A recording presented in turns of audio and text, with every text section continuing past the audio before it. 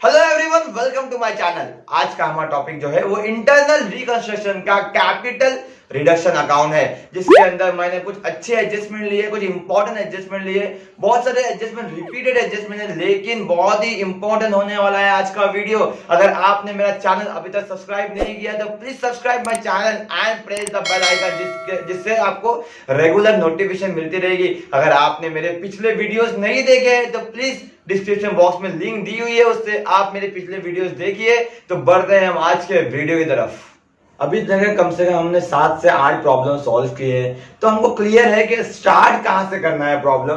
तो पहला पॉइंट हमेशा क्या रहेगा हमारा, इंटेंजिबल एंड फिक्टिशियस एसेट्स को क्या करना है, हमको रिटर्न ऑफ करना है। पहला एडजस्टमेंट रहे या ना रहे, या एडजस्टमेंट में ही ना रहे, तो भी हमको क्या करना है, इंटेंजिबल एंड फिक्टिशियस एसेट्स को राइट ऑफ करना है, निकाल देना है। अबे हमारे प्रॉब्लम में इंटेंजिबल एसेट क्या है, तो गुडविल इंटेंजिबल है हमारे प्रॉब्लम में, और फिक्टिशियस का क्या है, तो पब्लिसिटी कैंपेन एक्सपेंस, एक पब्लिसिटी और एक प्रीलिमिनरी एक्सपेंस, ये दोनों क्या है, फिक्टिशियस एसेट्स है। क्यों फिक्टिशियस एसेट है, क्योंकि पब्लिसिटी कैंपेन एक्सपेंसेस एक एक्सपेंस है जो फ्यूचर बेनिफिट में काम आता है, लेकिन कोई असेट नहीं है, इसलिए इसको बोलते हैं फिक्टिशियस एसेट्स। ओके, अब इनको राइट ऑफ करना है, असेट को राइट ऑफ करना है, असेट को निकाल देना है। असेट को निकालना है तो क्या होगा, हमको लॉस हो जाएगा, और लॉस के लिए हम क्या करते हैं, हम कैपिटल रिडक्शन अकाउंट को क्या कर देते हैं, डेबिट कर देते हैं। तो यहां जाएंगे, हम लिखेंगे टू गुडविल, कितना, 2 lakh, okay, to publicity campaign expenses, कितना बोला है, 4 lakh, to preliminary expenses 1 lakh. Is it clear? अभी तक के जितने प्रॉब्लम किए सबके अंदर हमने स्टेप किया ही है कि हमारा पहला स्टेप यही रहेगा, intangible and fictitious assets return of. Okay, now हम पढ़ते हैं एडजस्टमेंट। पहला एडजस्टमेंट हमारा क्या होता है, each equity share will be return down to ₹6, return down to ₹6 equity share. अब इक्विटी शेयर कितने के हैं, 10 ईच है, रिटर्न डाउन टू 6, 2 बोला जाएगा, 2 बोला क्या करेंगे, हम डिफरेंस लेंगे, 10 और 6 का डिफरेंस कितना आएगा, 4। अब जितने भी नंबर ऑफ शेयर्स रहेंगे उससे हम 4 को मल्टीप्लाई करेंगे। अब नंबर ऑफ शेयर कितना मिलेंगे हमको, 10 लाख रुपीज है, 10 ईच है, देखो 10 लाख रुपीज है, 10 ईच है, डिवाइड कर लेंगे तो हमको नंबर ऑफ शेयर्स मिल जाएंगे नियर अबाउट 1 लाख रहेंगे। 1 लाख इक्विटी शेयर्स के नंबर ऑफ शेयर आ गए हमको, तो 1 लाख इंटू क्या कर देंगे, हम 4 कर देंगे, दैट इज 4 लाख। अब 4 लाख तो आ गया, अभी रिटर्न डाउन बोला है तो मतलब वैल्यू कम करने बोला है, लायबिलिटी का वैल्यू कम बोला है, तो हमको क्या हो जाएगा, प्रॉफिट हो जाएगा। तो क्या देंगे, बाय इक्विटी शेयर कैपिटल, कितना, 1 lakh into 4, that is 4 lakh. Is it clear? Now second adjustment, 10% preference share will be reduced by ₹4 each।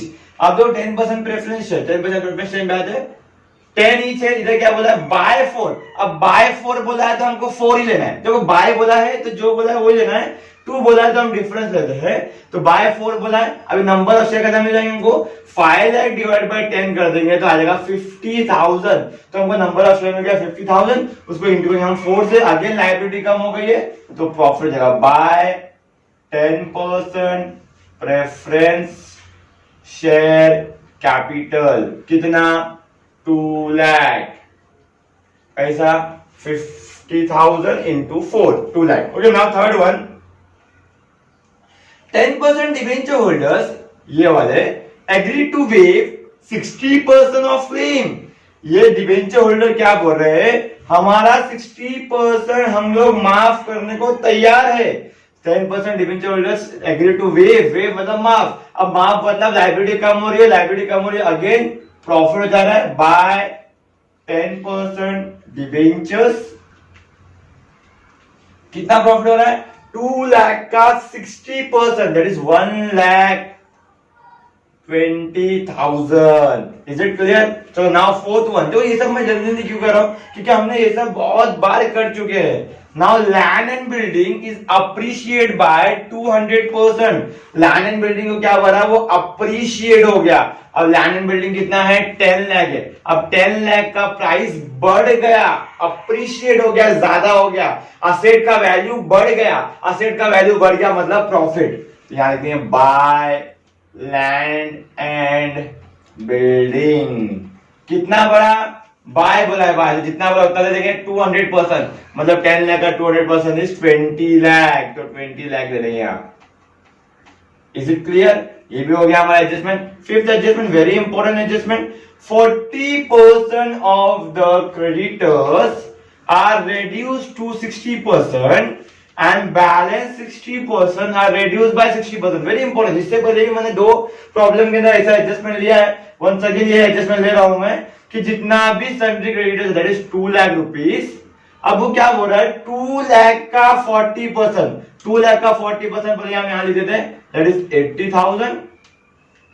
अब 2 लाख का 40% आ गया आपने 80,000, तो 2 लाख का 60% कितना आएगा 1,20,000। ये बांट दिया हमने, 2 लाख को बांट दिया 80 और 120 में। अब क्या बोला है 40% of the creditors are reduce to 60%। इसको 60% करो, रेड्यूस टू 60%। 80,000 60% इज 48,000। ध्यान रखो खाली रेड्यूस टू बोला है। ओके आगे बढ़ते हैं। एंड बैलेंस 60% मतलब ये वाला आर रेड्यूस बाय 60%। इसका 60% निकालो और बाय लिखो यहाँ पे, that is 72,000। Once again I will repeat, क्या बोला है सन्ड्री क्रेडिटर्स 2 लाख का है, 2 लाख का 40% जो है उसका 60% फाइंड करो।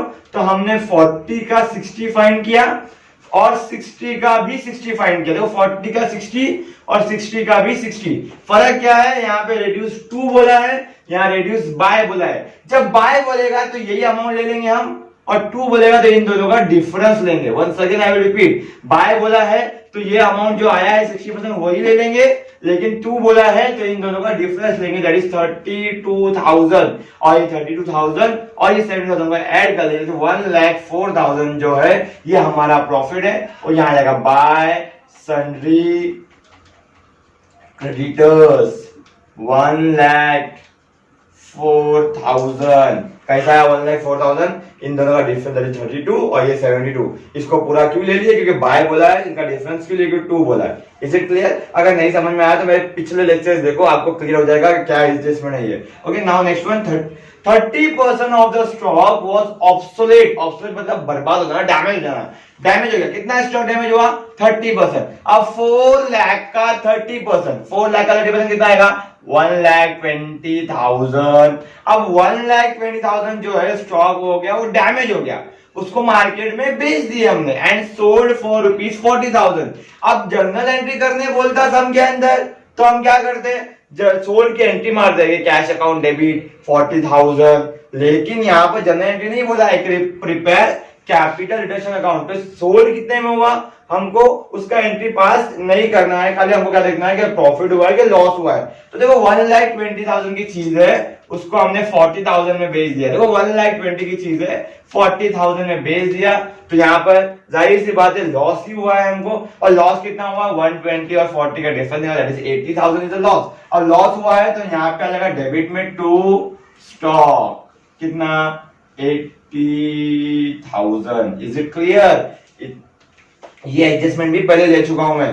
नाउ ये adjustment that is intangible and return of, ये हमने स्टार्ट में ही कर दिया। मैंने बोला था सम के बीच में आए, सम के एंड में आए, सम के स्टार्ट में आए, सब में नहीं आए, ये हमको एडजस्टमेंट करना ही करना है। ओके नाउ लास्ट एडजस्टमेंट, ये भी इंपॉर्टेंट एडजस्टमेंट है। Unrecorded asset costing ₹40,000 sold for ₹20,000।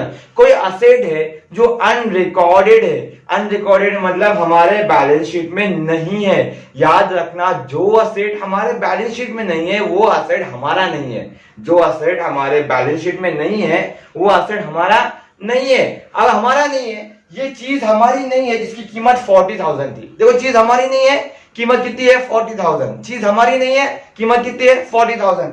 कितने में बेचे 20,000। पहले तो ये बताना है हमको कि हमको प्रॉफिट हुआ है कि लॉस हुआ है। बहुत जन क्या बोलते हैं कि 40,000 की चीज है 20 में बेच दिया तो लॉस हो गया, लेकिन लॉस नहीं हुआ, यहाँ पर प्रॉफिट हुआ है क्योंकि वो चीज हमारी थी ही नहीं।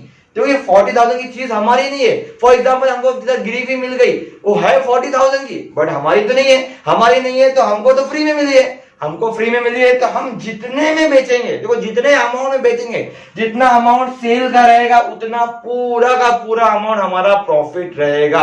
Once again I will repeat कि जो असेट हमारा नहीं है उसका कीमत, उसका कॉस्ट मैटर नहीं करता, जितने में बेचेंगे वो मैटर करता है और वही हमारा प्रॉफिट रहेगा। Is it clear? और अब प्रॉफिट है तो यहाँ पे आ जाएगा, तो बाय के हम क्या लिखते, नॉर्मली असेट का नाम लिखते, बट ये असेट हमारा है ही नहीं तो असेट का नाम नहीं लिखेंगे, बोलते कैश लिखेंगे।